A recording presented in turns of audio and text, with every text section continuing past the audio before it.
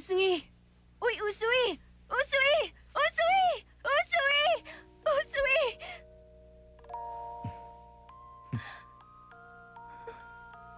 Nasaktan ka ba? Hindi, Usui. Okay lang ako. Ako rin. Okay lang ako. Misaki. Teka, huwag kang gagalaw. Kailangan mo ng first aid. Okay lang po ako. Imposibleng okay ka lang. Alam kong nasaktan ka dahil sa ginawa mong yun, Usui. Kaya huwag mo sabihin okay ka lang. Misaki, nag-aalala ang staff ng cafe dahil sa nangyari. Kung okay ka lang, kumuhay ka sa kanila. Usui. Ang braso mo ay... Excuse me, talaga bang okay ka lang? Kung may masakit sa'yo, tatawag ako ng doktor. Hindi na kailangan.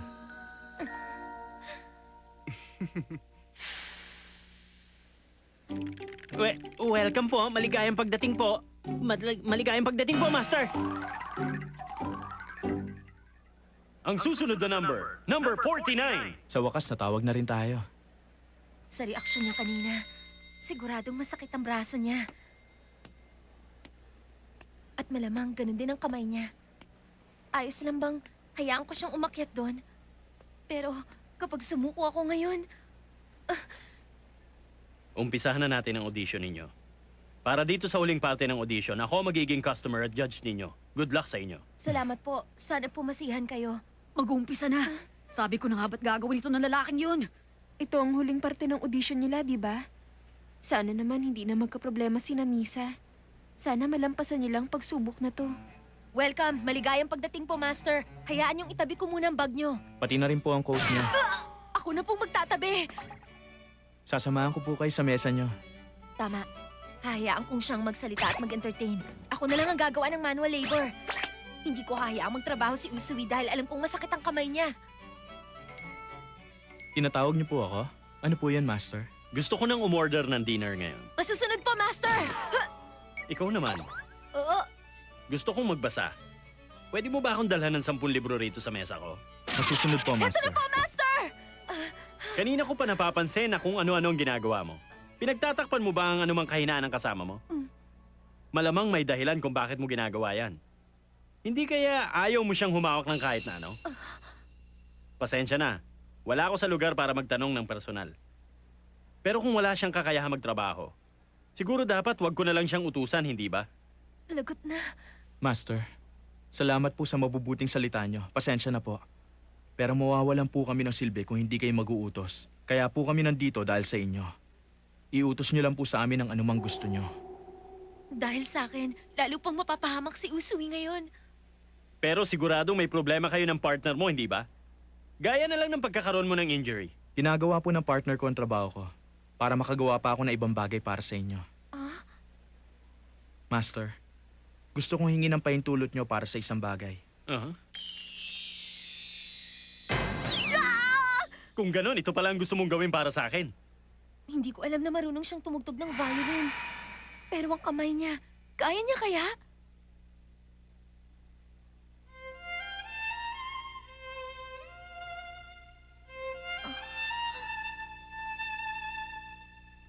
Wow, galing niya. Ang ganda ng tugtog, no? Napakaganda.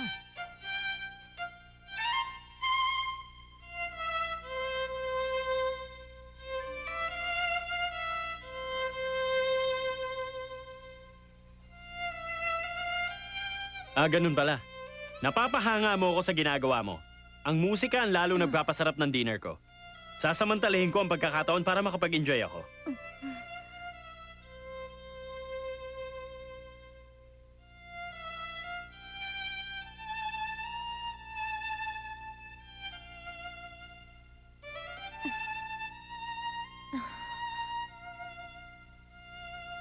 Nahahalata nang may dinaramdam siya.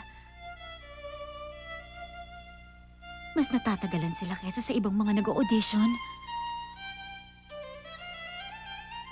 Nagpanggap lang akong lalaki sa audition na to para maprotektahan ko ang cafe. Akala ko ito lang ang tanging paraan para makatulong ako. Pero...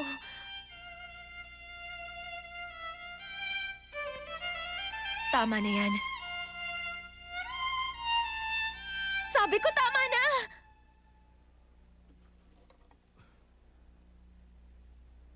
O bakit? May problema ba? Pasensya na po kayo. Ang totoo, may injury po siya sa kamay. Kailangan siyang matignan ng doktor sa lalong madaling panahon. Ikaw, totoo ba ang sinasabi niya? Hindi niyo po ba nakikita? Namumutla na ang kasama ko. Pero wala naman siyang sinasabi, di ba? Ibig sabihin, kahit na may injury pa siya, ipinapakita niyang kaya niya magtrabaho. Dahil ang mukhang nasasaktan siya, pinipigilan mo siya magtrabaho sa harap ng master ninyo? Ipinapakita mong ayaw mong suportahan ang kasama mo, hindi ba?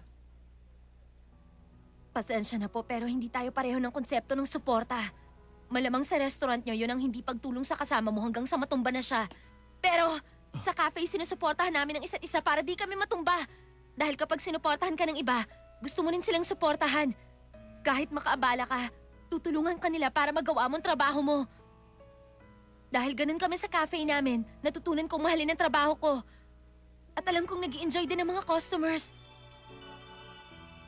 Yun lang ang ilan sa mga dahilan kaya mahal na mahal ko ang cafe na yun. Yun lang, aalis na po kami. Misa, Usui! Pasensya na, pwede bang tumawag kayo ng taxi? Dalhin natin siya sa ospital. Okay. Maga ang kamay niya. Babasain ko ang panyo ko. Manager, pasensya na po. Misa, kung lumipat man ng lugar ang maid latte at magbago man ang itsura nun, anong gagawin mo? Manager, nakahanda po akong tulungan kayo kahit anong oras. Kahit saan man yun. Maraming salamat. Talagang ang napakaswerte ko bilang isang manager. Okay ka lang? Bakit nakatayo kang nag-iisa dyan? Sabi ko naman sa'yo, di ba? Huwag mong papakita sa iba ang kahinaan mo. Akala ko. Alam ko kung anong katangian ng ideal butlers at footmen. Kaya naman hindi ko sila hinahayaan magpakita ng kahinaan nila. Sigurado ako mapapasaya natin lahat ng customers natin. Kung gagayahin natin ang isang British-style cafe. Naguguluhan ka ba dahil sa sinabi ng babaeng yon? Kahit kailan, isa ka talagang sakit sa ulo. Hindi bale, marami pa namang ibang lugar. Mas perfect pa ron. Yung lugar na yon na pag-aari ng Igarashi Foundation? Huwag kang mag-alala, ibinigay na sa akin ang lugar na yon. Okay lang sa akin. Sa palagay ko, marami kang matututunan kung pababayaan mo na lang ang lugar na yon. Maraming salamat, President! Magmula ngayon, paghusayin mo pa.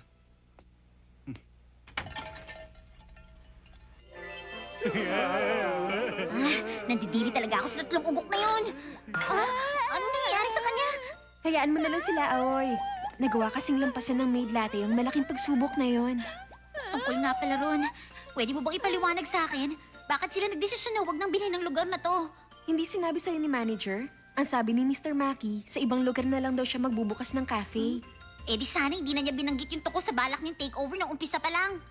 Oh, Ano pa po yun? sana nga pala siya? Sino siya? Si Misa ba, Aoy? Sa wakas nagsalita rin siya! Sa palagay ko, nagpunta siya ron ngayon. Anong klaseng lugar ba to? Ito ang bahay ko. Nakikita ko nga dito ka nakatira.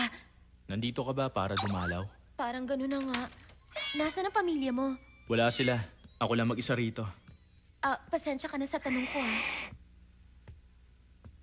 bagong lipat ka lang ba dito? Dito na ako mula na mag-high school ako. Bakit ka nagpunta na mag-isa? Okay lang ba kahit anong maisipan kong gawin sa'yo rito ngayon? Sinasabi ko na nga ba't nilalagnat ka? Kung gano'n, totoo palang nagpumilit ka lang lumabas ng ospital. Mabuti pa mahiga ka na nga. Kukuha ko ng yelo at pupunasan kita. Wag na, ako na lang. Bumalik ka na sa higaan mo.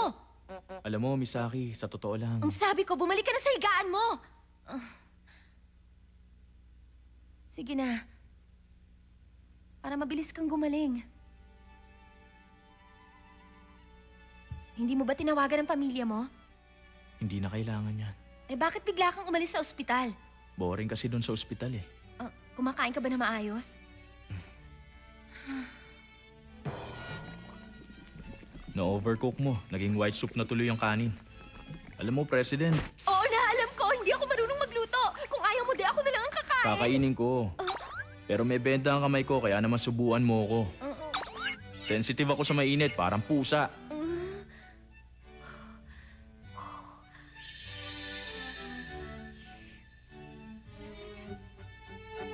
Wala akong masabi.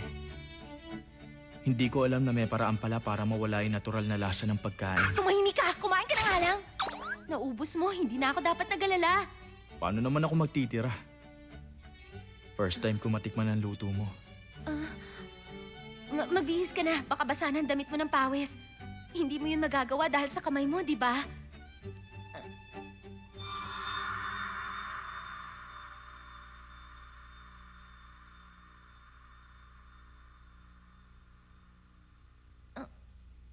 Ano bang tinitignan mo? Para ka talagang siga, Misaki. Tumigil ka! Tumingin ka na lang sa bintana! Okay, sige.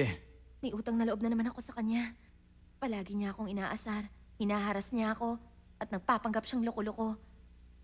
Pero lagi siyang nasa tabi ko pag kailangan ko siya. Samantalang ako, walang magawa. Pasensya na. Pakiramdam ko, palagi na lang akong umaasa sa kabutihan mo, Usui. Gusto ko talagang suklian yung mga ginagawa mong pagtulong sa akin, pero wala man lang akong magawa. Sa palagay ko, ito na lang ang kaya kong gawin para sa'yo. Wala man lang akong maitulong.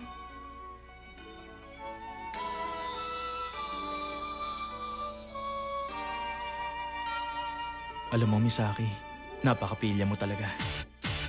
Anong sabi mo? Bakit? Ang totoo, umaasa rin ako sa'yo, hindi mo lang alam. Sinungaling? Totoo yon. Ang kagaya mong perfect para sa akin. Anong perfect? Sino ka ba sa akala mo, ha? Eng-eng ka talaga, Usui. Ano ba to? Kahit kailan, nakakaasar ka talaga. Unfair yun, President. Ano yung unfair? Huwag mo isisi sa akin ang lahat. Linawin mo nga yung mga sinasabi mo. Bakit kaya ganun? Nakapasa ka sa audition pero ako hindi! Ewan. Partner, sa'yo, paano ba hindi ako nakapasa? Ewan.